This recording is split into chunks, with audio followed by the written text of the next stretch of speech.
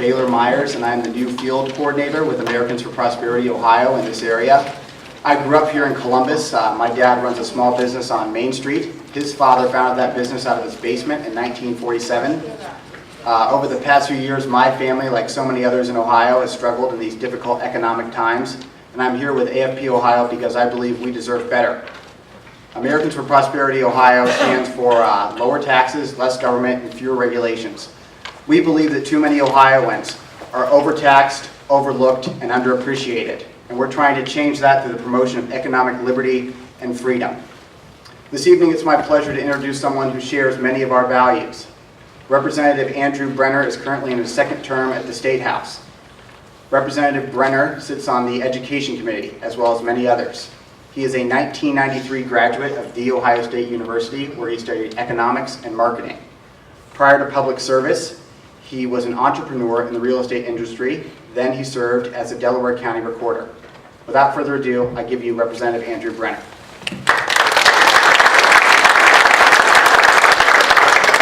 Well, thank you everybody for turning out this evening. Great turnout, I appreciate it. What I'm going to go over this evening, how I'm going to do this, essentially I'm going to go through a basic PowerPoint presentation here. Many of you should have packets that we passed out earlier, which is going to be included in this PowerPoint.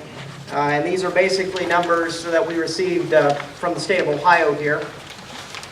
And I'll talk for about 15-20 minutes, go over this, and then we'll go into some question and answer. And we're going to talk on pretty much anything that has to do with state and local government.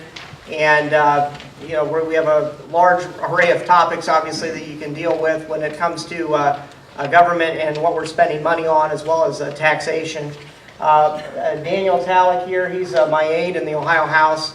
And Clark Siddle is in the back. He is my intern working in the Ohio House as well. My lovely wife is also standing in the back in the corner. She's on Powell City Council here. So we've had a couple other candidates out front passing out their literature running for office here in the Olentangy School District. So without further ado, I'm going to go ahead and get started. Many of you have this packet. This first page is not on the PowerPoint, but I wanted to tell a little bit about, first of all, myself, and then I'll get into the packet here real quickly. I do serve on the Education Committee. I'm actually the Vice Chairman of the House Education Committee of the Ohio House of Representatives. I serve on the Rules and Reference Committee, Financial Institutions, Housing and Urban Development, as well as the Policy and Legislative Oversight Committee.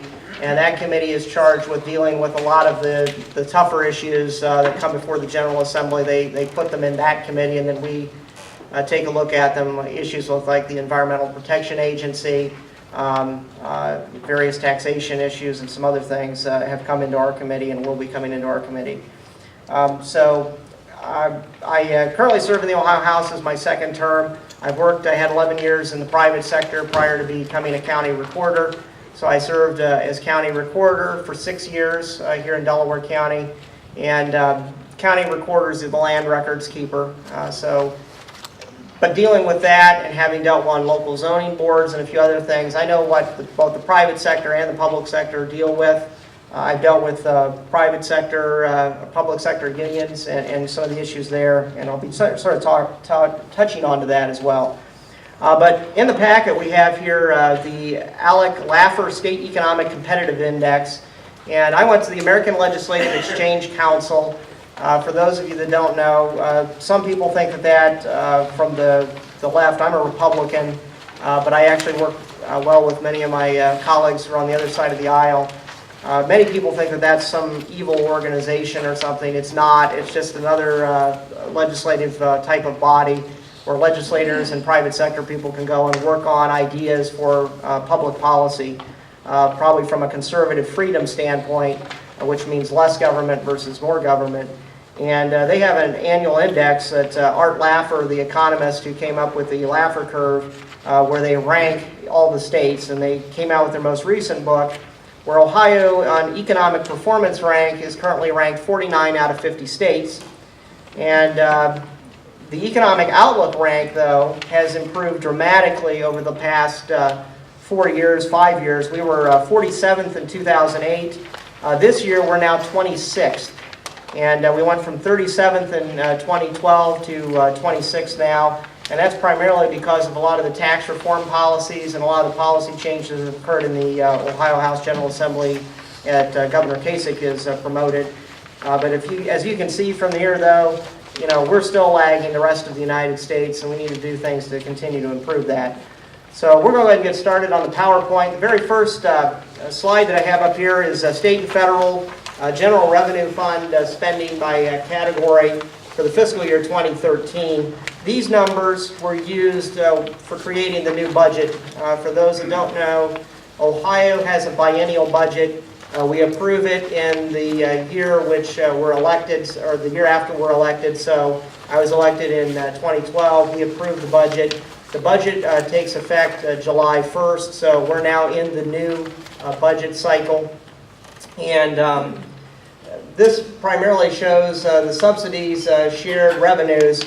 The bulk of the state budget, and it's for those that can't read, it's $27.4 billion, and this is just general. This doesn't count special funds and other funds that may be there.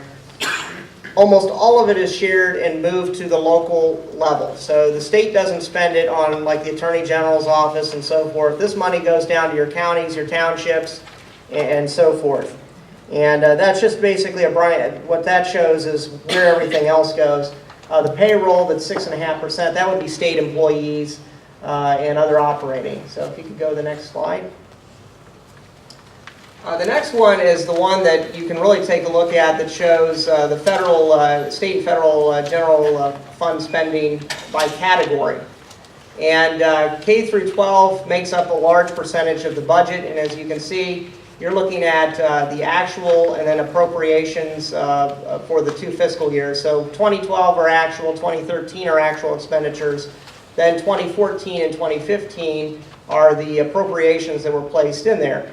And if you'll note, corrections is pretty flat, general government in general is pretty flat, higher ed's pretty flat, and education has seen a boost in the most recent period.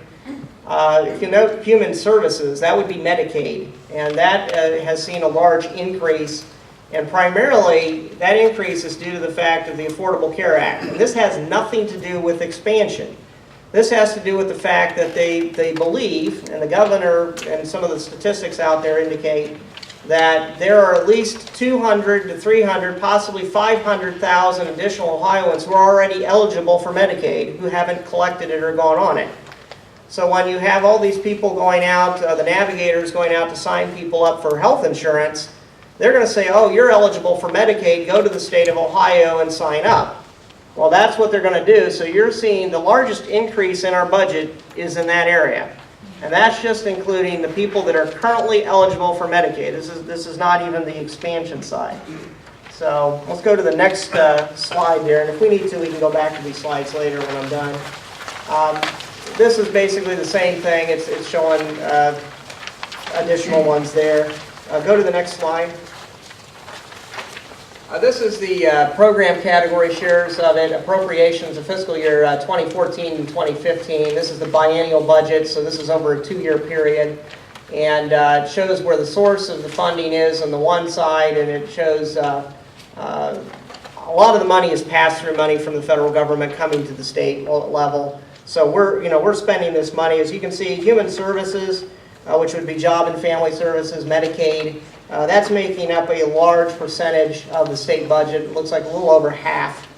And this is before any discussion of expansion comes into play. Then you're taking a look at education, makes up 27%. So when you're looking and discussing the fact that many of your local property taxes are high, we're also a large percentage of our state budget goes to that. Corrections and higher ed make up a smaller percentage, and then the general government spending is listed there as well. Go ahead and go to the next one. This particular slide shows local government and public library fund spending. So there's money that's, the public library fund spending is a small amount of this. But this shows what's happened over the last couple of decades, going back to 1975. As you can see, it has gone up recently because of the recession, that those dollars have fallen. And in the last General Assembly, which I served, we cut $8 billion, but a large percentage of that went to these areas. So as you can see, we saw fiscal year 2013, it fell, and it is recovering a little bit there. If you want to go to the next slide. Next slide is state source general revenue, lottery profits, local government, and public library fund spending. And as you can see, other than the recession, it has essentially been a line going basically straight up each year. We've gone from in 1975 about $2.5 billion to we're approaching $25 billion in expenditures here in fiscal year 2015 that's coming up. The next slide. Go to the next one. Let's see. I believe. Is that it? I have in your packet here, there's a couple other things, and we'll go through it for those that haven't seen. Those are the slides that I have up here.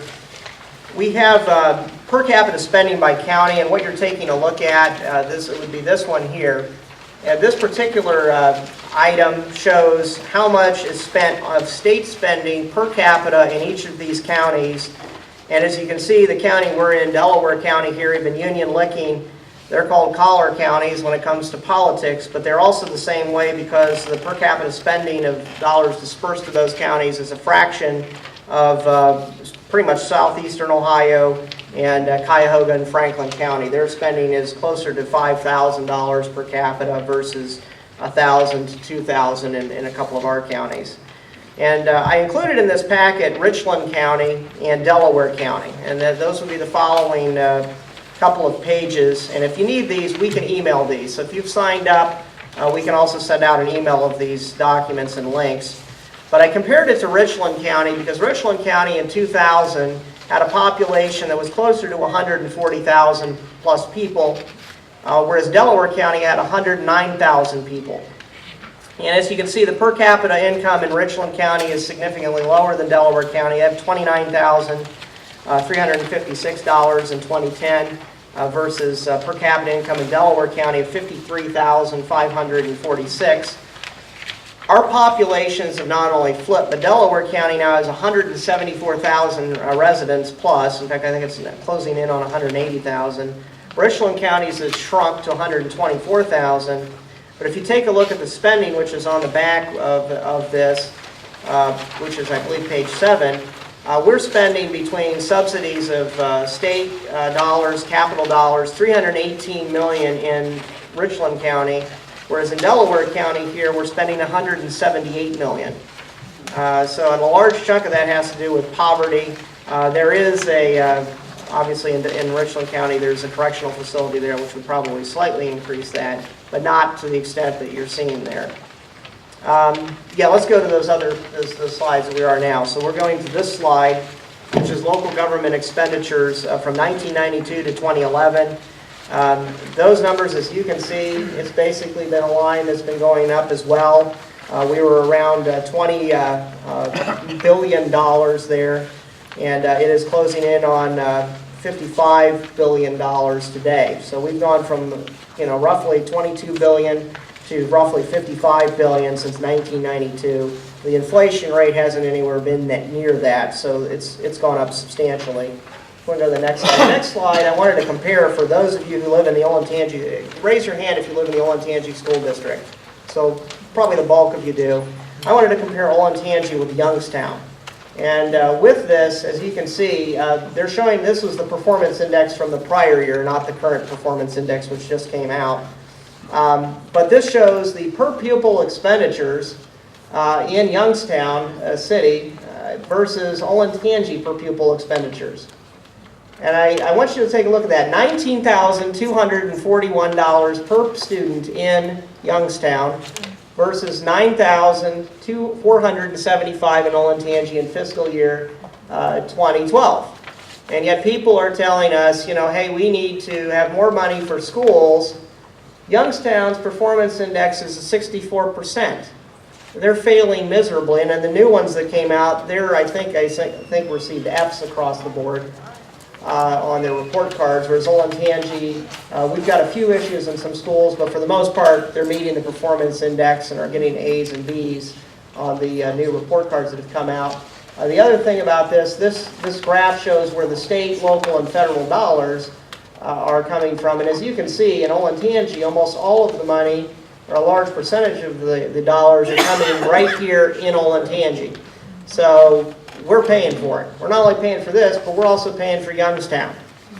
So you've got very little incentive for these school districts to modernize their schools, cut the waste and overhead, and reduce the cost. And the reason that has occurred is because we've got guaranteed funding levels.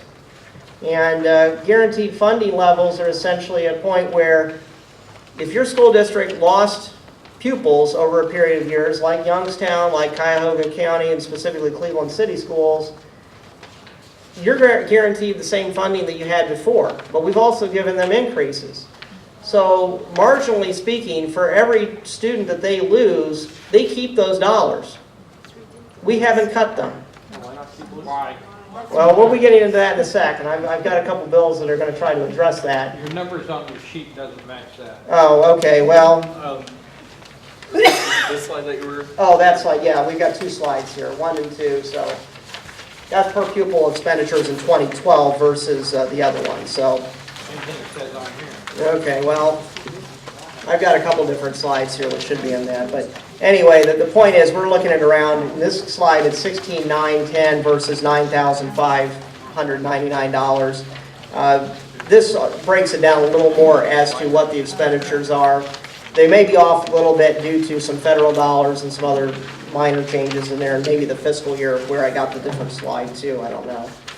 But these came actually from the Ohio Department of Education, which is a mess in and of itself. So that may be part of the other reason too. But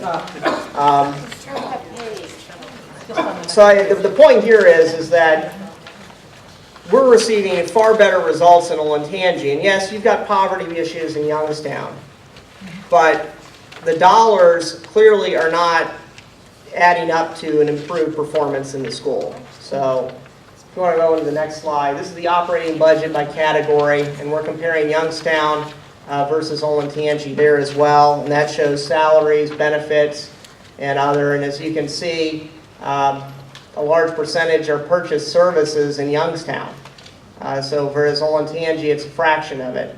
Part of the purchased services are probably such things as breakfast and other meals and so forth for the kids, and other things that are needed for the kids because they're in poverty and the parents have pretty much walked away. And if we want to go to the last slide, and then I think that's it.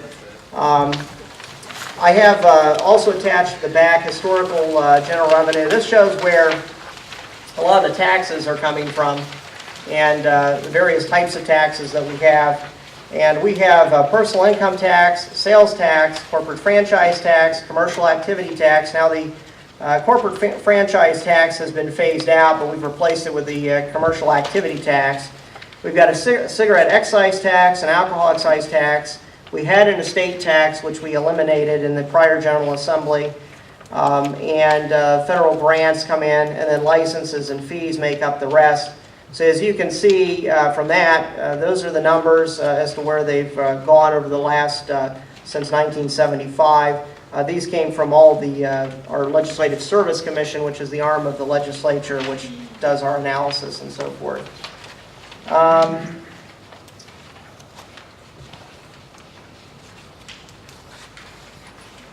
Just some other stats.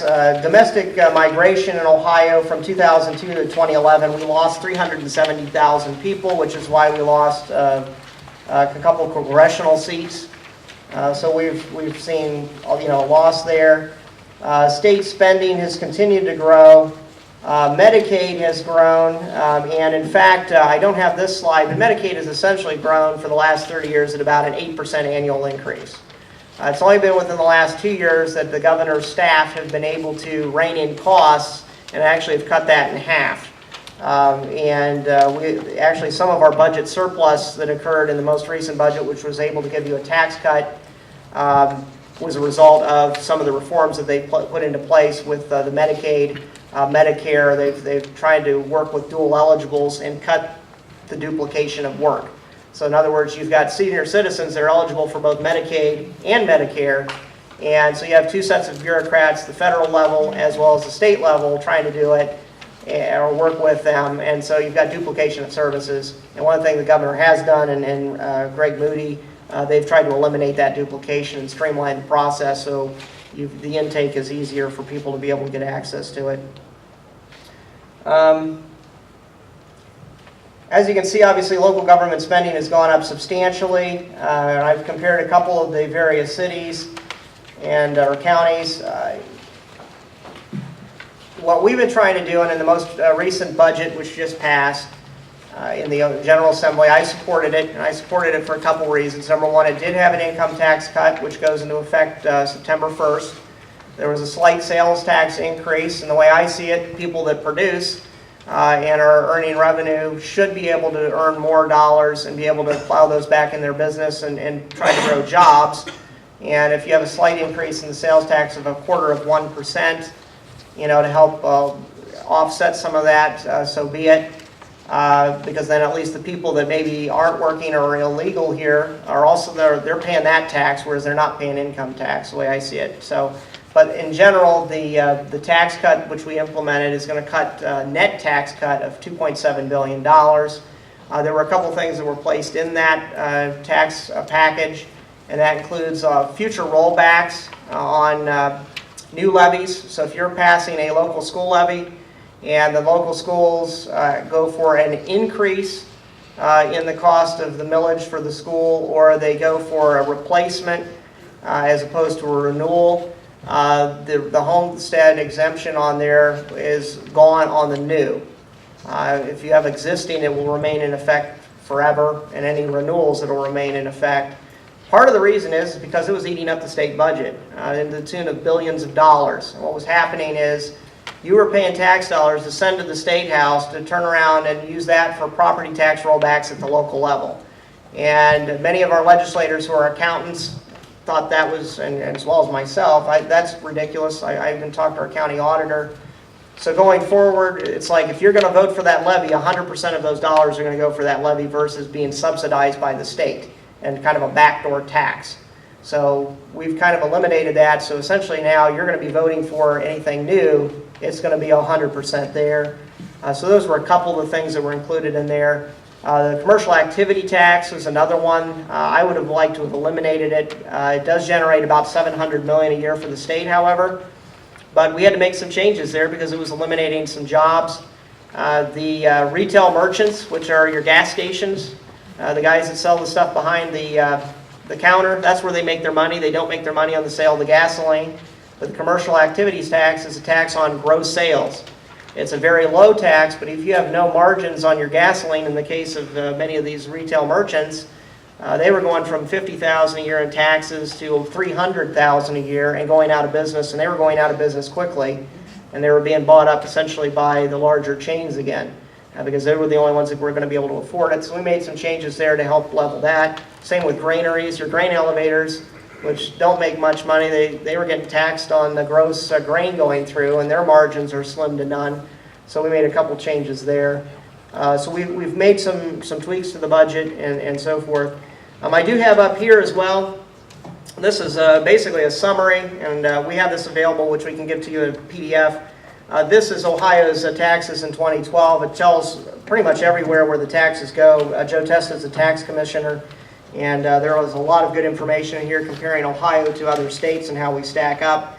And unfortunately, we don't stack up too well, which is why we've been trying to cut taxes and roll some things back.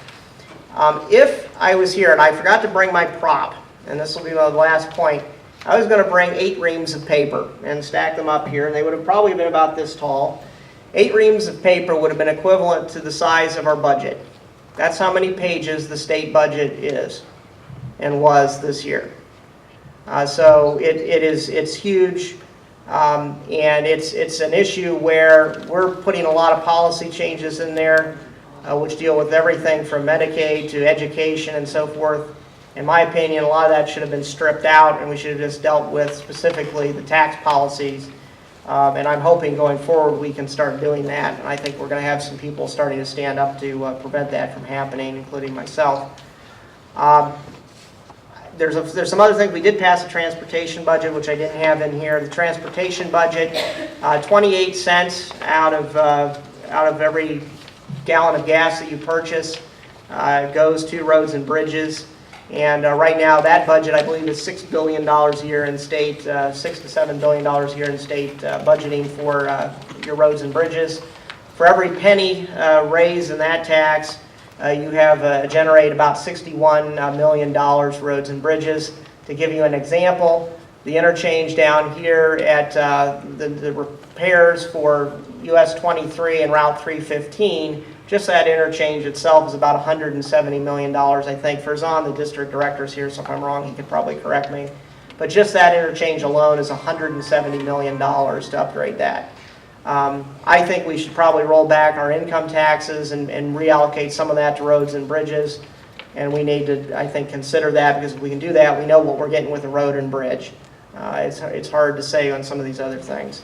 So with that, I will open it up to questions and answers. And I know there's some people here that definitely have some questions on certain aspects. So, yes? First, I'd like to just make a comment. I would ban any tax on a gross figure. That violates almost any common sense accounting principle ever. I mean, that's just you're clearly going to destroy businesses that way. I just want to point out Youngstown, $20,000 per student. Right? If you were to give me, let's say I'm a parent up in Youngstown, you're going to give me that $20,000. So I'm going to send my child to Youngstown Catholic for $6,000. That's going to leave over $14,000. I can return $7,000 of that to the state, and I can put the other $7,000 in a 529 college savings account. With those kind of those kind of figures, you can not only pay for your primary school, that's a better quality school. You can also pay for the child's college education and get a tax break at both the state and local level. So I would really encourage figuring out a statewide voucher program that puts the power back in the hands of the parent, and not only that pays for the primary education, but also pays for college education, because they need to inject some competition there if they can get away with that kind of nonsense. I'm in complete agreement with that. In fact, I've got House Bill 228 that kind of addresses that. It starts going in that direction. One of the things I'm trying to do with that, I've got several education bills because I'm on the education committee as vice chair. And so that's one of the areas that I've been working on. And what we have here in Olentangy, we're receiving about, in the Olentangy district, about $350 per student back. So for every marginal student we gain, we don't gain any marginal dollars. So once the budget's set, here's the allocation of dollars, that's it. So if you gain, in the case of Olentangy, 600 students a year, and that's actually down from 1,000, you're not getting any marginal dollars. Whereas Youngstown or Cleveland, who have lost literally 1,000 or more per year, they're maintaining the same funding levels. So if we were to do exactly what you said, I mean, we could send all these kids to private school probably and have far better results, send them to independent schools for a fraction of the cost and unpocket it. We had a bill, House Bill 136 in the prior GA. I was a co-sponsor on it. Representative Matt Huffman's bill was there. The bill was completely destroyed by the teachers' unions. They absolutely did not want it. And if you're a teacher out there, I love teachers. I think you do a great job. But some of the public policy decisions are being destroyed that could actually lead to better results and outcomes, which is educating the student. It isn't happening. And so what's happening here is Olentangy, we're subsidizing the Youngstowns. Our tax dollars, our income taxes are going to the state, and we're reallocating them to Youngstown to get results of 64%. I mean, in the case, I think, of Cleveland and Cuyahoga County, we were looking at 50% dropout rates in some of the schools. I visited a school down in Cincinnati that 4 years ago had a dropout rate. I think it was pretty much every student in that particular school was dropping out before the 10th grade. It was that bad. Though we've implemented some changes in there, and I'm actually working with a Democrat representative from the other side, Denise Driehaus, on a bill that might help address some of that. And it's actually working. They've implemented some things down in Cincinnati that have improved that. But this is a reallocation of resources, and we're sending good dollars after bad results. And what's happened is Columbus, for instance, isn't making the decision to cut the administrators in the school buildings. Same with Cuyahoga County and in Cleveland specifically. They're not making the tough decisions because the dollars keep flowing in to subsidize bad results. So until we do that, my thought is, okay, let's say if you have a growing school district, you start marginally receiving more dollars. If you have a declining district, you start receiving fewer dollars per student, and you start cutting it. And how you do that is you guarantee the dollars to the student, not to the school. You do that, you're going to see you'll see the local taxes in Olentangy, suddenly we'll have plenty of money, and we won't need to go to the ballot. Whereas in Cleveland, they're going to have to make decisions. We're going to have to shut down buildings. I'm actually a Buckeye Valley alum, and Buckeye Valley over the last couple of years has had to cut, and they've eliminated buildings over the last 20 years. 3 buildings, actually, or a couple buildings. And we're talking about a 3rd building. They've made tough decisions because they do not receive the kind of subsidies that the urban schools receive. And in fact, Olentangy is a bigger school system by population than Dayton schools now. So when they talk about the big 8, it's no longer all the urban schools. Olentangy is now in the top 8. So Dayton actually is heavily subsidized as well. So that's another one where we need to take a look at it. But no, I'm in agreement. The problem is we need to get people on both sides to push this. Representative Bill Patman is a good man. He represents Central Cleveland. He actually has been a co-sponsor in one of my bills, joint sponsor on a tax credit bill where we're trying to foster more competition in schools and have the kids be able to go to alternative schools. You do that, you're going to improve the quality of results. So, next question. Yes? Mr. Brenner, I'd like to ask you, you've been in office 2 years. What have you done to reduce the property taxes in the state of Ohio since the Ohio Supreme Court has ruled 4 times in the past 16 years that it's unconstitutional? So we have 614 school districts that are operating financially illegal. Now, if I run a stop sign and a cop is nearby, I get a ticket. What are you doing as our representative to reduce and eliminate property taxes in the state of Ohio because it's a mandate from the Ohio Supreme Court? Are you people thumbing your nose at the Ohio Supreme Court, or do you don't even care?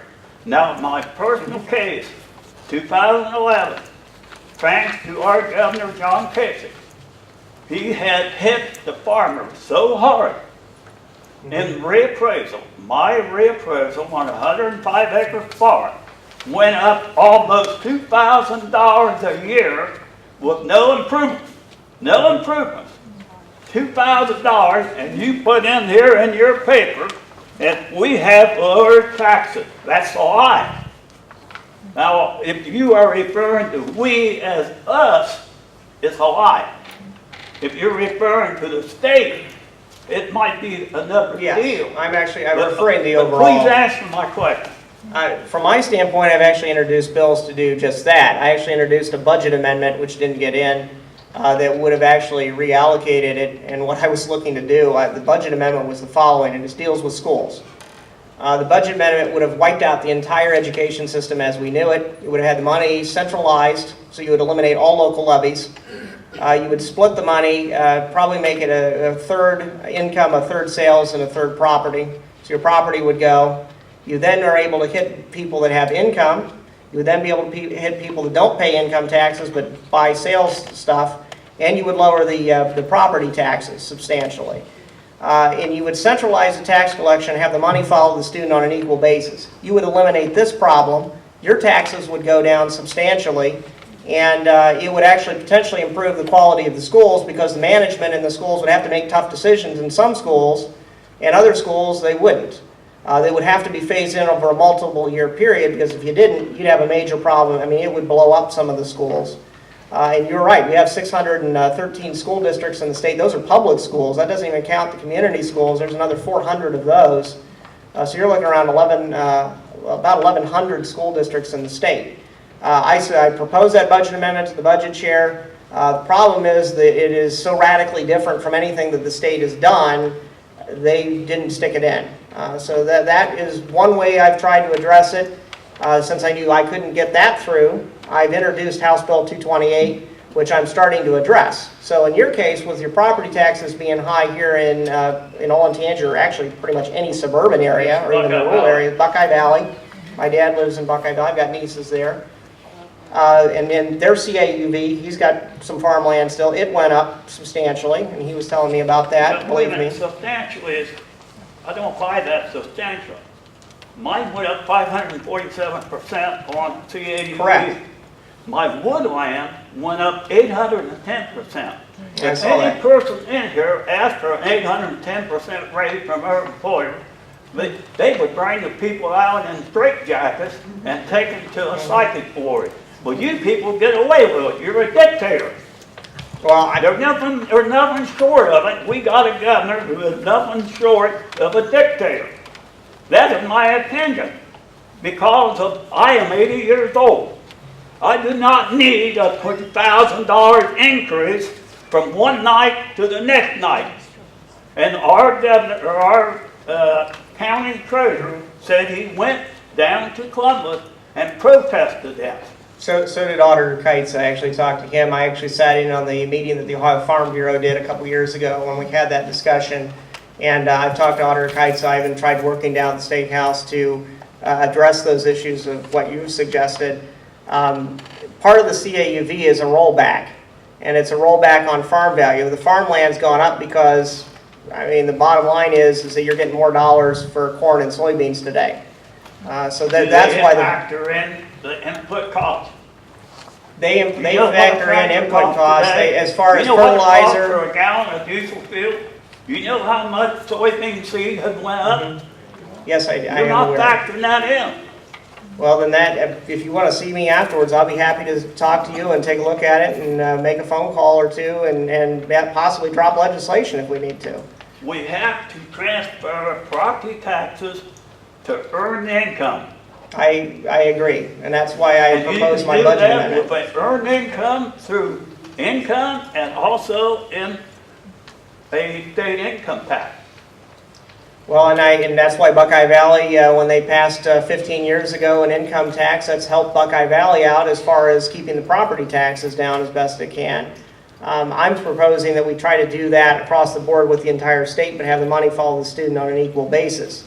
If we were to do that, that would lower your property taxes substantially.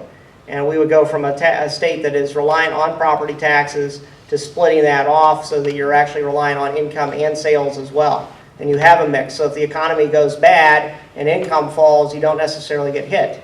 Representative Matt Huffman is working on this. He's a Speaker Pro Tem. That's why I bring him up. He's one of our leaders. He's the number 2 in the Ohio House. He and I have had this conversation, and actually the conversation that we've just had with you. He is working on a similar bill where he basically pegs the amount of money that goes to education to a specific type of tax. So if that tax raises or it goes up, there's more money for schools. If it falls, there's less money for schools, and they're going to have to make their cuts. And you tie it to that, if you start doing those kind of reforms, then they can't come and complain to us, well, we need more money because you have more money. Well, no, we've tied the money to this particular revenue stream. And I'm not talking about tying it to, lottery profits or anything like that. That's been pretty much something that's been that doesn't do well. Hasn't done well over the years. It's been kind of a smokescreen. So. Well, Joe Howitt, the senior editor in the Columbus Dispatch, back about a year ago, had a great article. He said the state of Ohio is the 5th highest priced government-funded state in the United States. 5th, ranked 5th. We got township government. It should have been abolished. It should have been abolished 15, 20 years ago. You're not looking at where all that money is gone. Well, let me give you an example of what's going on in the Ohio House. And I'm not disagreeing. We've got about 7,000 government entities in the state of Ohio. There are 1,300 and some townships. You've got hundreds of municipalities, villages. You've got schools. You have fire districts. You have other districts. These add up to about 7,000 government entities in the state of Ohio. We were trying to cut some of those back. We have a bill called House Bill 5 in the General Assembly. It's municipal income tax reform. And you would think that this would be an easy bill that we could get through, and I will support it when it comes to the floor in pretty much any form at this point.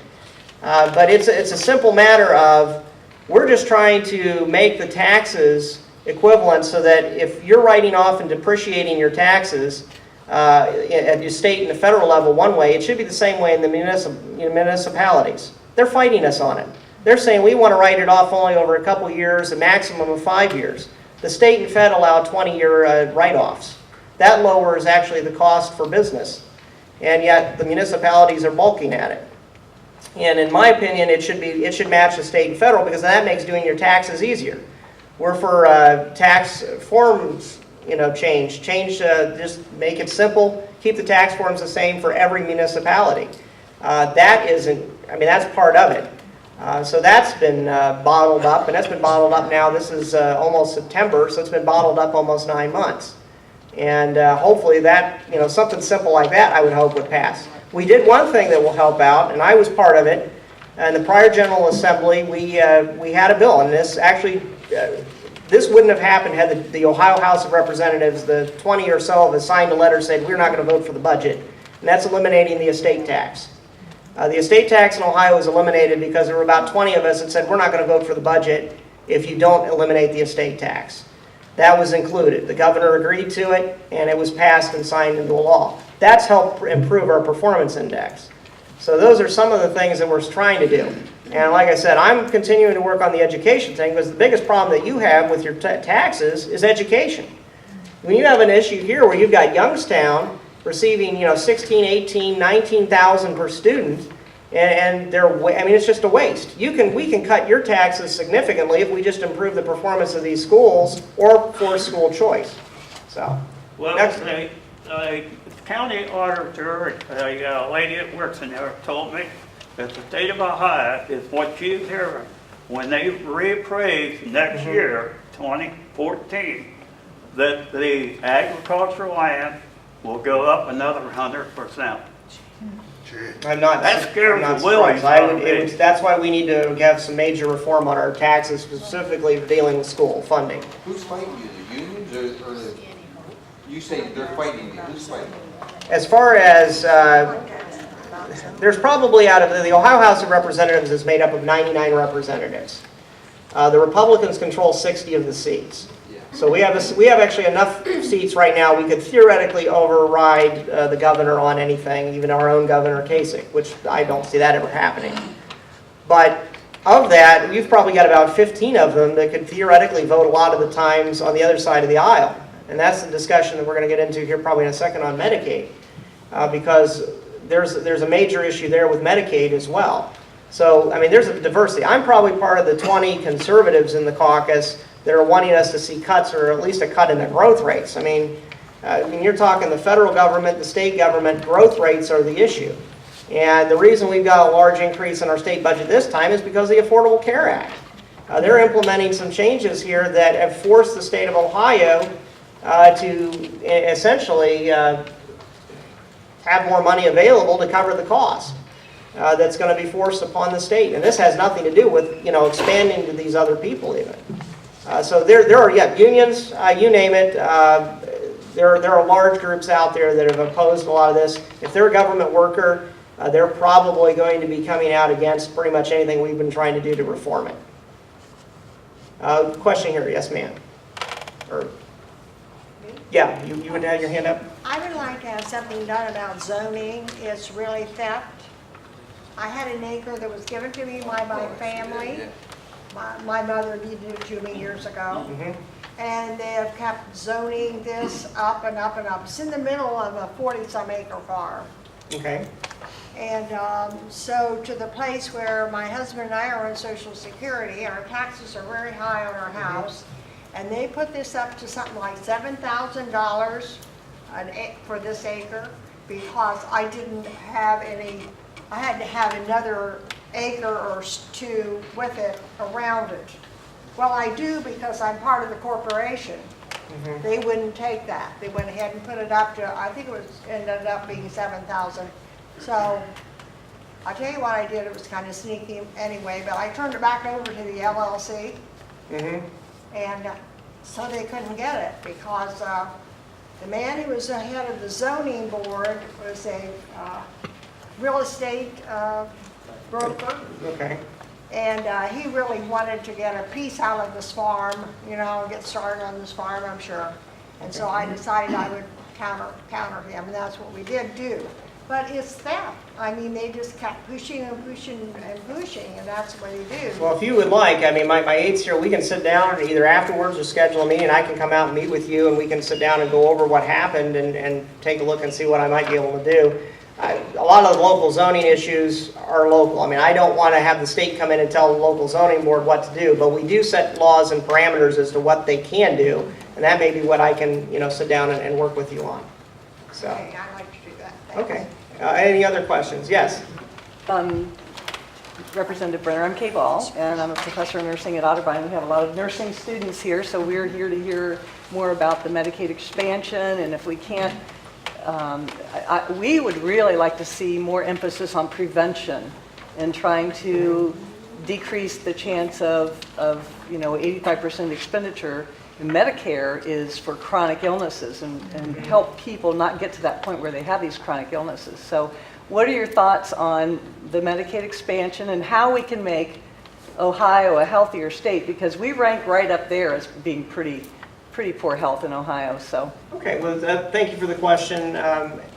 I'm not for the expansion because I'm afraid what we're going to have happen on the expansion side. I am for Medicaid reform, and I'll explain here in a second. And a lot of what you're suggesting I'm actually in favor of. But the problem that we have with the expansion, and let me give you this as an example. The state of Ohio, and as your legislator, I'm given statistics. They come, the governor came out and he said he's for expansion. They're throwing numbers in there that potentially 275,000 additional Ohioans would qualify if we expand Medicaid by adjusting the percentages as to who's eligible and who isn't eligible. The Hospital Association, I spoke to them, they said it's 450,000. And some of the conservative think tanks think as high as could be 600 to 900,000. Now, Ohio only has 11.5 million Ohioans in it, and 2.3 million of them are already on Medicaid. So if you're looking to add anywhere from, even if the governor's 275 to another 900,000, and these are people that they're added by changing the percentages as to who's eligible. So we would be opening it up, because right now, if you are single, no kids, you work in a job where it doesn't pay a whole lot of money, you are not eligible currently for Medicaid. Because I think it should be for people who are on disabilities, for senior citizens, for those people that really truly need it. I mean, that was the point of Medicaid, and that's even grown at 6% per year for the past 30 years. So if we expand to this new pool of people, you're potentially adding so many people to it that, you think your property taxes are high now. We expand to all these other people under Medicaid, there won't be any money left in that budget for education or anything else. So we're going to cut it, and your property taxes will go up. That's why I'm against expansion, because you're going to take from one pot and give it to the other. That's just not going to work. Now, Medicaid reform, the state should have been doing this years ago, and I don't know why they haven't. We should be looking at several options, and one option is health savings plans for many of these people. Now, is it going to buy everything and get everything done? No, and I get that, and I know there are some people that if you've got chronic problems, but to the effect of from an economic tax credit, you can incentivize people to do the right things with the existing Medicaid dollars. And that would be if somebody, for instance, does not go to the doctor, instead they go to the emergency room. And so that drives up the price for everybody. Well, if you can incentivize them to instead go to have their annual checkup, and that would be, annual physical, maybe an annual dental cleaning, and an annual vision cleaning, that'll go a lot to actually drive down the other costs. And I'm in favor of that. I think we should be incentivizing that. And actually that gets to my earlier point when I was talking about Representative Denise Driehaus. We've got a bill that we're working on, and mind you, I'm working with somebody across the aisle, so it doesn't work completely smoothly all the time, but she's a really nice lady. And what we're trying to do is try to do private-public partnerships. So if you've got a school, and this could be anywhere, could even be in Buckeye Valley. I don't think Buckeye Valley probably, but any of these urban schools where you've got severe problems of poverty, you've got severe problems where the kids are not, they go home, the parents aren't there, they're completely absentee, so the kids are coming to school, they're not learning anything, and so you've got horrible results as a result. And so the school looks bad, and really there's fundamental problems. Well, they came up with the idea of actually, and this happened in Cincinnati, and I visited the school earlier this spring, using those same Medicaid dollars that they're already eligible for, using a private-public partnership, setting up a dental office, a vision lab, and a couple, and as well as some psychiatrists inside the school. In other words, they're partnering, and they work with the local private sector, and they actually have the kids go there. And what's happened is the school's gone from basically everybody dropping out to they've improved it to 40% now, or at least graduating. That's taken a long time. So, but this has happened over a period of just a couple years. So we need to start replicating those kind of reforms and allow other school districts to do it. Not mandate it, make it a local decision. I'm not for mandating anything. I'm for, put some ideas out there and put them in law so that it makes it easier for some of these schools to do this. If you have a private-public partnership, you've got private sector where their overhead costs, they cannot afford to operate and take care of these kids. And that's what's happening with the Medicaid too. Nobody can afford to actually do it with the current dollars, and yet we want to expand it. So we're going to ration it even more and cut those costs back. So at least you're incentivizing it to do the right thing to help these kids. I went into this school and half the kids are wearing these glasses from inside the optometry lab, which are like, $20 or $30 glasses, but now the kids can read. So how much money are we saving in welfare and possibly crimes and everything else down the road, and potentially drug-related and other problems as a result of just helping these kids early on? So those kind of reforms I'm in favor of, and I'm trying to advocate for. But another incentive idea is, instead of having you send your let's say you've got a senior citizen who's elderly, needs help, has to go into a nursing home, instead of paying the nursing home, why don't we have a subsidy program set up so that you can take care of them and you pocket the difference in the cost savings, so we're actually having competition for the nursing homes to drive down the price. We're not doing that. We have another idea of using a tax credit system. I've got a bill, House Bill 158, that I mentioned. It's a tax credit bill that allows for students to be able to go to a scholarship organization, apply for scholarship to go to an alternative school in a private or in an urban setting. These kids have to be in poverty, and there's a certain level to qualify. But if you donate money as an individual or a corporation to the scholarship organization, you get to write dollar for dollar off.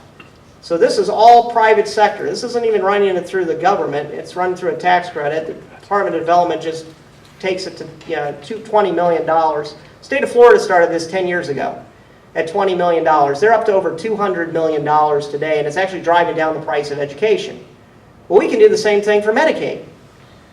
There is no reason we couldn't have private charities doing the same thing for free clinics, have private organizations donate money to those, and allow the free market system to handle it, to actually help the poor people out that need to be getting these services, but incentivize the private sector versus the public sector.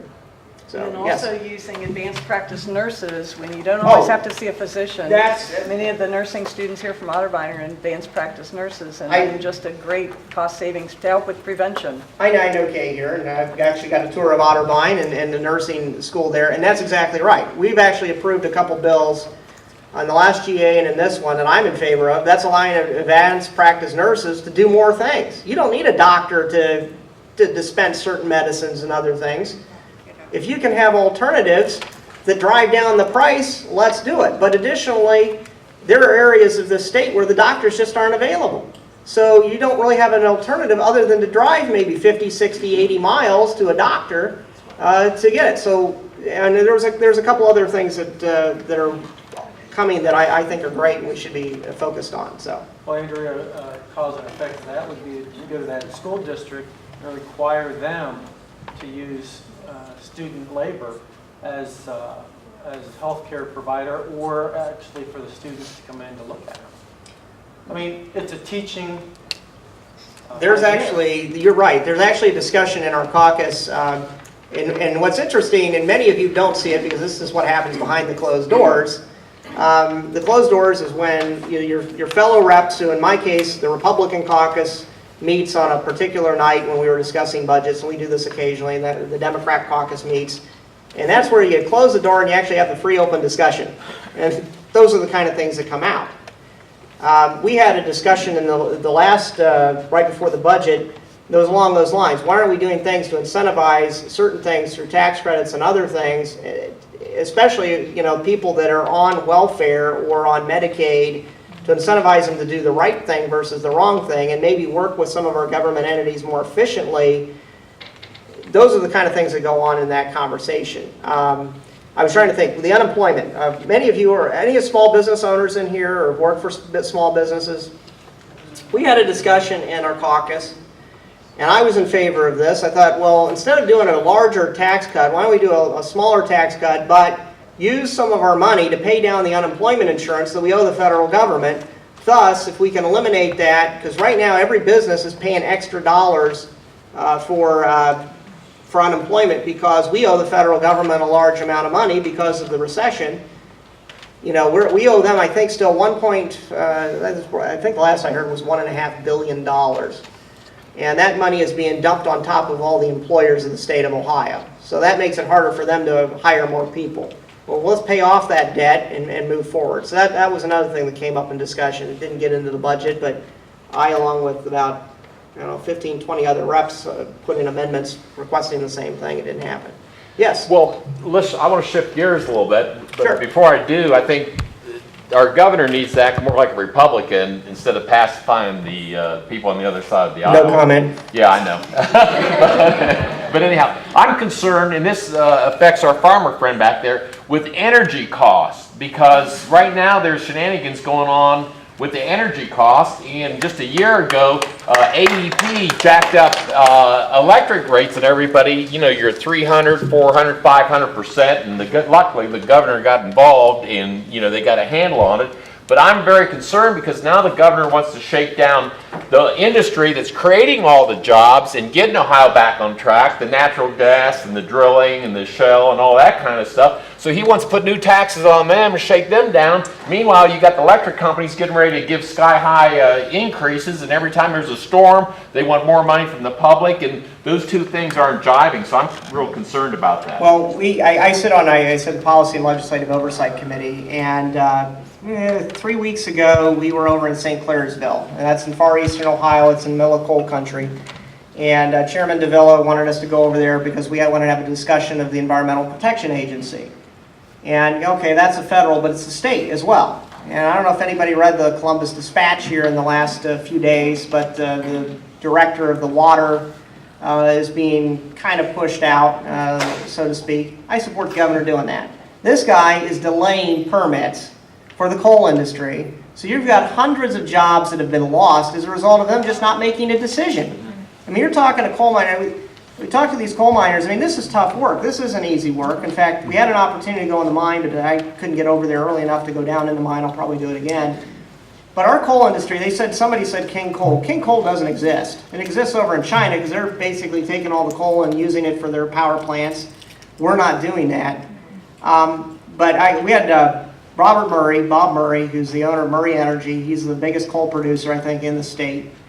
He basically came in and said, well, he said a few things about Obama, which I can't repeat. Yeah, it's okay, we know. And he said a few things about the Ohio Environmental Protection Agency. And just getting simple permits to place the slurry and stuff, the waste, they're dragging their feet, not giving them the decision. So he's basically looking to shut down mines, and he has no additional mines to open. So when the mine is used up, these employees are going to get laid off. We're talking in an area of the state where those $80,000 a year jobs are scarce, and you're going to lose even more. So several of us contacted the governor. I don't know that we were the ones that were doing it, but I think there were enough of us complaining that I think finally somebody's going to do something. But this guy was in there. He's been in there almost 40 years. Yeah.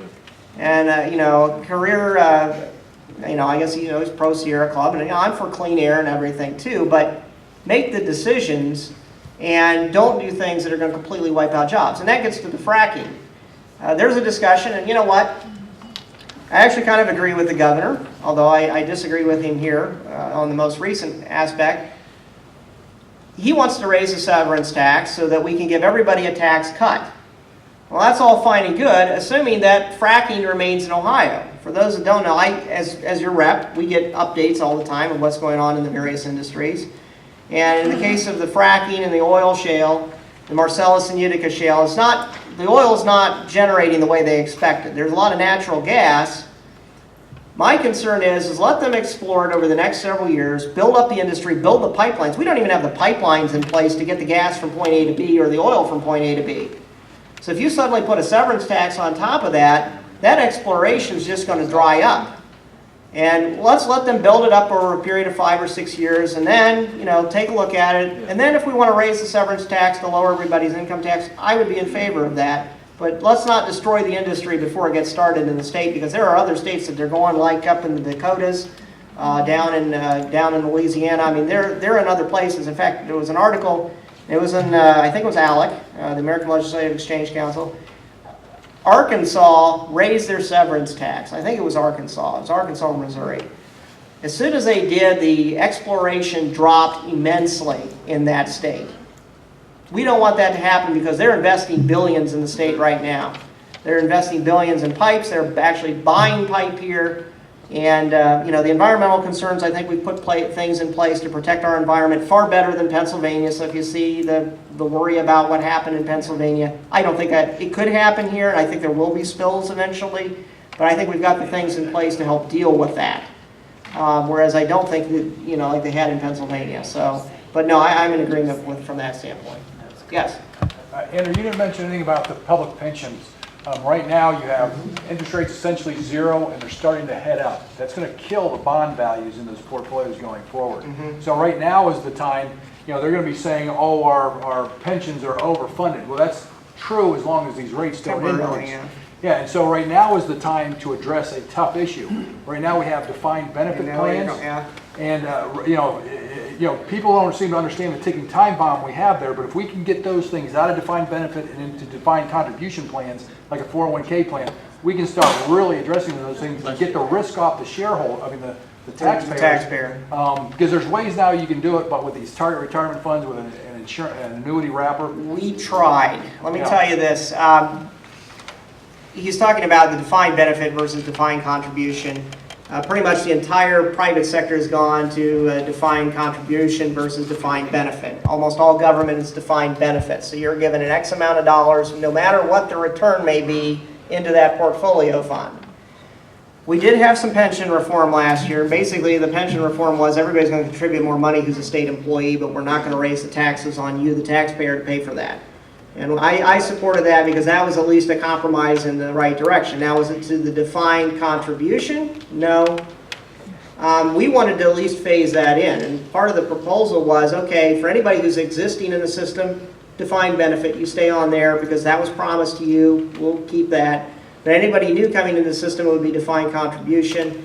The door was slammed shut before we had a chance to have a conversation on it. So we need to have that conversation because you're right. The unfunded liabilities in the state, I mean, we're far better than California, but we're not in, but that's California too. I mean, so that's a major problem that we're going to have to address in a couple of years. And if interest rates skyrocket, we may have to address it sooner than later. Yeah, now's the time to do it. The bonds I agree. are peaking, and this is, look what they did to the industrial base. These are death sentences to an economy. I mean, they destroyed the industrial base when those things, when those bills come due. And like you mentioned, the unfunded liabilities. These things are serious challenges. I agree. Prime example is Detroit. Detroit, that's a perfect example. I was thinking the same thing. I mean, here's Detroit with, hundreds of billions in liabilities. They just can't afford it. And that's ultimately where we're headed. I mean, this is part of my argument also. Instead of expanding Medicaid, I mean, the governor was proposing, okay, well, these are our dollars. No, they're not. They're Bernanke dollars because he's inflated the dollar. And China and all these other countries have been buying our bonds. I'm sorry, I look at the photos of people living in huts in China and thinking they're paying for our health care, or they're buying the bonds to help pay for our health care. We shouldn't be doing that. We can come up with common sense solutions here in Ohio to fix the health care system and improve things overall without having to borrow from the future, borrow from the federal government who's borrowing from overseas. So. Is there anything happening in the state with Ohio workplace freedom? Well, I'm a co-sponsor on 3 bills, and I was told by somebody that I'm on a wanted poster in one of the union halls. So, Yeah, there are 3 bills, and all 3 bills will have 1 hearing, and that will be the end of the bills. My cohort on the House floor, Ron Hood, sits beside me. He's actually the National Right to Work Chairman. And he and I get along really well. He actually cannot co-sponsor the bill because he's the National Right to Work Chairman. I guess that's a conflict of interest or something. So, but he can vote for the bill, surprisingly. The ethics rules do say he can do that. But we have it. There's probably about a dozen co-sponsors on the bills. We were told not to even bring them up because next year's an election year for the governor. I don't know. I think this may come up if he's reelected. If he's not reelected, it won't come up because we won't be able to get it through Ed Fitzgerald by any means. We tried. I mean, I think what happened was Senate Bill 5, which all of you are aware, the reforms that we were supposed to have for public employees. The big problem that we had there was the fact that we put all of our eggs in one basket, and the basket was completely wiped out with the referendum. We should have had multiple baskets and put, part of it here, part of it there, because there were parts of that bill that 70+% of the people were in favor of, and right to work was one of them. But because of what happened, I think the governor wants to back off on that, and there'll be a couple hearings in the House committee that it's sitting in, and that'll be about it. But there's right to work for public and right to work for private. There are 2 bills, and then there's also a resolution on it to put it on the ballot. I don't think any of them are going to go anywhere. Yes? So, you touched on, going back to Medicaid expansion, you touched on a gap in coverage. I just was talking to Mike Duffy, my representative, Oh, yes. a couple weeks ago, where I was first made aware of the single individuals without children not being covered under Medicaid. What can be done to help that individual without expansion? Well, if we were to reform Medicaid and not take any federal dollars, I think we could probably do something with state dollars. But it would have to be a very stripped down version. I mean, the problem is the Affordable Care Act, they threw everything into it. I mean, I was having this conversation with my wife earlier today about the fact that there was actually a huge difference between Romney Care even and Obamacare. Romney Care was totally, you have your choice. If you want a stripped down version of healthcare, you have to have healthcare, but you have to have if you want a stripped down version of it, you can get it. And this, they threw everything in the packet. So, including things, I mean, I'm pro-life, and there's things in there that are clearly allowing for abortions, which I disagree with. And but it was a throw everything in there. I mean, we could have done things that said, okay, for catastrophic coverage, if you have a pre-existing condition, we could have maybe even done something along those lines.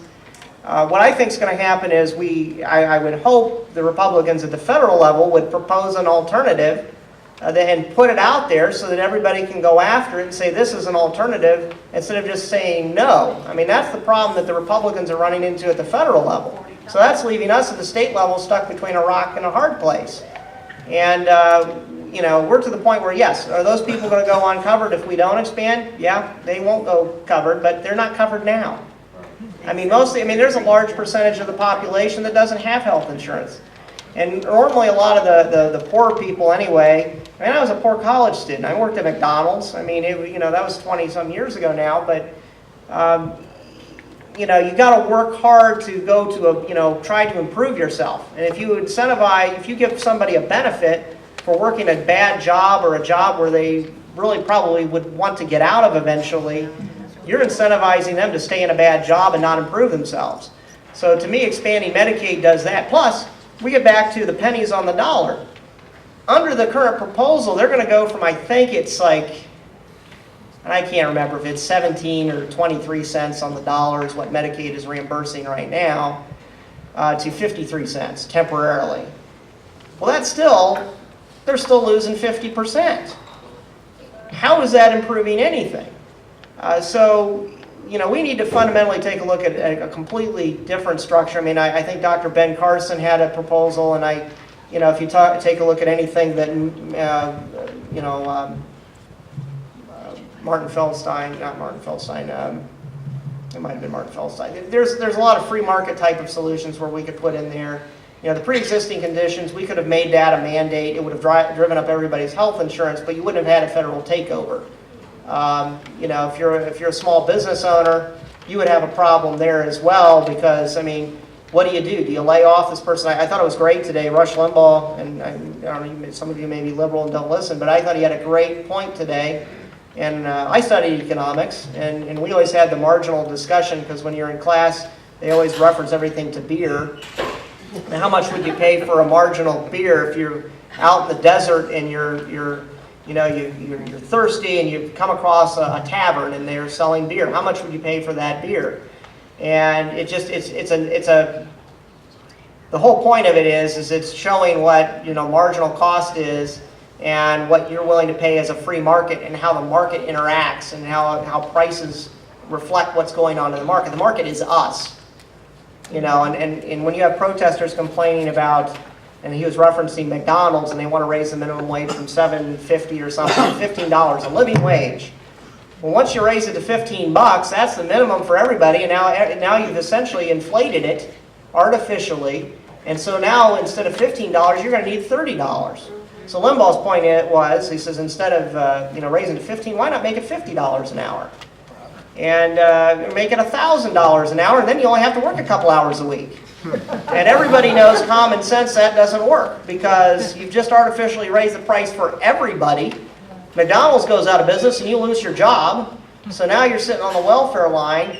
And so we as government, we think we can go in and fix things, or legislators do, and we half the time they screw things up more than they help. So trying to roll back some of the government is what we should be doing more of.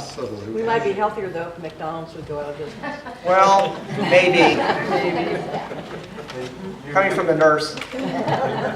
So, we have a question back here. Yes, ma'am. Yes, you. I have two comments. First of all, State Senator Dave Burke does have a good plan for Medicaid reform, and I believe it's on his website. Okay. He was at a meeting that I was at just a couple nights ago, and he explained his plan. Also, for the gentleman who asked the question about right to work, just want to make sure everyone's aware that there is a grassroots initiative in Ohio. I happen to have petitions, if anyone has not signed, to give Ohioans a choice rather to join a union or not if it's a condition of their employment when they take a job. So anyone that wants to sign this petition before you leave, please see me. Okay. Well, I've got time for maybe just a couple more questions in the back. Yes, sir. Thank you, Representative Brenner, for being here tonight. I want to thank AFP for hosting this event. Just a quick question. It's my understanding that Ohio has adopted Common Core as the curriculum for the education system. Yes. And I would like to know, I have some concerns about that, just in my own review of some of the things, the teaching methods and this and that. Were you supportive of that? And is it possible to give a brief rationale for why that was supported? I can talk to you probably a little bit more in depth afterwards as well. I will tell you, Common Core was put in 2010 before I was even in the General Assembly, and it was adopted by the Ohio School Board. Most of your school districts, including Olentangy, let me just say this. In Ohio, as opposed to some of the other states like Texas, because I listen to Glenn Beck too, Texas is a top-down state. They control everything at the legislature. I mean, the legislature may be only in a few weeks out of the year, but they still have a top-down. If the state tells you this is what you're to teach, this is what you're to teach. In Ohio, it's the exact opposite. And where we have I think there's a couple candidates for school board. The school boards actually have the control over this. They can tell the state school board, we don't like what you're doing, we're going to adopt our own standards. And they can actually adopt their own standards, their own curriculum. They have that power. And I was at a forum here a few months back, and somebody asked that, and I made that point to some people, and they're like, no, we don't. Yeah, you do. It's in the code. Common Core is there, and 80% of what's in Common Core were already in our current sitting standards. And the standards are not the problem, in my opinion. I mean, the standards, you can argue that, okay, the standards are too weak, but the projections are that when the standards go into effect, even under the two, and Ohio only adopted 2 parts of Common Core, math and English, science and social studies. Some of the methodology seems a little out there. It may be. I've taken a look at, I've actually got some of the books. Somebody from Westerville Schools gave me some of the Common Core books. I've gone through them. Actually, some of the stuff I remember when I was in school, they taught it the same way. And in fact, some of that odd thing I think was on Glenn Beck, but So it's been around for a while. It didn't just come out of nowhere. I actually have a couple bills that I've already introduced. We're going to have substitute bills in September. Representative Andy Thompson has a bill that's been introduced that would repeal it completely. We're in the third year of this. I mean, it's already been implemented. So you're basically going to tell all your local school districts, including Olentangy and Delaware and Buckeye Valley. I'm not sure if Buckeye Valley did. I believe they took Race to the Top money. You got to undo it now and start over, and that's going to upset some apple carts. So I've got one bill, House Bill 181, is dealing with student data, and believe me, I sat in the school board meeting and the state school board meeting, and we've got people there wanting to give out more student data, not less. So we're going to put some major clamps down on what can be given out to the federal level, the state level, and even what can be given out. We're going to put requirements in as to what can even be given out in like a student directory, so that I don't think the student's date of birth is necessary. I mean, if they're in the second grade, you have a pretty good idea of how old they are, but giving them their exact date and some of that other stuff, I think we need to severely limit that. So we're going to do that in that bill. The other bill, House Bill 193, is dealing with the end course exams called PARCC assessments, primarily. I think most of you, if you've heard of Common Core. So one of the things we're going to address there is leave it open so that the local school districts have their choice of what exams they want to use. So we're not going to mandate PARCC. But we're also, I'm going to put this in there too, and I don't know how well this is going to go over, but we're going to say, okay, if the individual parents want their kids to take a particular test, they have the right to override the school and have them take also their choice. I met with, yesterday, an expert in private school or homeschooling, and we're going to put some things in there to help protect homeschoolers in the bill too. So we're working on the elements of Common Core that I think are the problems. You know, the standards can be corrupted. I mean, we passed, it was House Bill, or Senate Bill 163 last year that required the founding documents to be taught. And so the founding documents have to be taught at the age-appropriate levels. Well, it doesn't really, I mean, we put it in the code, but it's up to the individual teacher as to how they teach it. If they teach it from a liberal slant, they're still going to teach it from a liberal slant. We can't tell them, I can't tell them what to do. That's going to be up to your local school board making that decision and having oversight, and you, the local parents, doing that. So, you know, we can try to change the laws and stuff, but it's really, that curriculum and everything else is still, that's a local control, and I advise everybody here, stay on top, especially if you have kids or grandkids, check out your local schools. Yes? I have a comment to make. Sure. It's not just the curriculum that's the problem. The fellow who is the architect for Common Core has been named president of the standardized testing. Mm-hmm. This is a problem because that includes the SAT test. Mm-hmm. And if your child has not learned under Common Core, he will never do well on the standardized test. It just can't happen. Well, that's why we're adding, well, and that's what I'm trying to address with the testing, because I think if we can make that change and allow the free market basically to make the decisions as to which tests, PARCC will go away and some of those standardized tests will change to be more adopted. We're already adopting a lot of changes to it. I think that's going to happen for English and math too, because I'm opening up a can of worms, and I think Thompson's opened up a can of worms that we're going to have to deal with, and that's actually the problem of the existing curriculum anyway, and the existing standards, I think, in the state. I was discussing with one of our legislative people the other day, specifically the science and social studies. We've got some issues there, and that's the state version. And I was talking to, well, the lady I spoke to who's the expert on homeschooling. She showed me the, I think it was the 1992 or 93 4th grade proficiency test, or the test that they used for that. She then compared it to the most, I think, recent 9th grade one. They were the same thing, basically.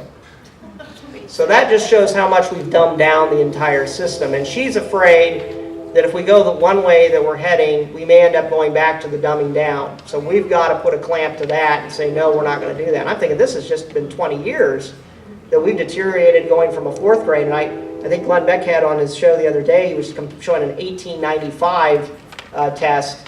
And you compare that even to today, we're opening up the can of worms. I don't have a problem. We'll open it up and go ahead and fix it. So we're working on it. I agree with you. I think there's some issues that we're going to have to deal with. One last question back here. this doesn't have anything to do with education. Is there a state minimum age to retire now? I know a person that started at 19, retired at 49, is not worked a day since. I don't think anybody should retire at 49. You know, I'm sorry, but you know, Well, it depends on what you do if you're a state employee or government well, there employees. should be a minimum age, 30 years or 55, That's let's say. kind of what we've actually increased it. It was 48 years for firefighters. And there were reasons because of health and stuff, but with the new technology, a firefighter is living a lot longer than they did 20 or 30 years ago. But we did raise it across the board for various, depending on which profession you're in. I think we've now raised it to 62 or 30 years, or there's certain breakdowns, so how many years you've worked before you collect. Budget, you know. That helped, that was part of the pension reform bill. And we did raise the minimums, and actually we got bipartisan support on that, and ultimately did raise it to keep it within that 30-year time frame, because we had you're supposed to have enough money for our state pensions, getting back to that, to cover it for 30 years, or know that you've got the ability to cover it for 30 years. A couple of them were going to infinity. In other words, there was absolutely no way to do it. So we've since fixed that. I can't remember, it was either the police or fire or highway patrol. One of those one was close to infinity or something, which there's no way we could have covered it. We actually made those temporary changes. The comment made earlier to make the permanent changes, maybe going to defined benefit from there to define comp. We haven't gotten that far yet, but we hopefully will maybe in the next General Assembly. I don't expect that to happen in this one. I just thank you everybody for coming out today. Thank you for AFP. I'll be around here. If you haven't gotten my business card or some brochures, we have them. I know AFP passed out some brochures. I appreciate it. If you have any additional questions, you want to talk to me afterward, I'm happy to do it. So thank you very much.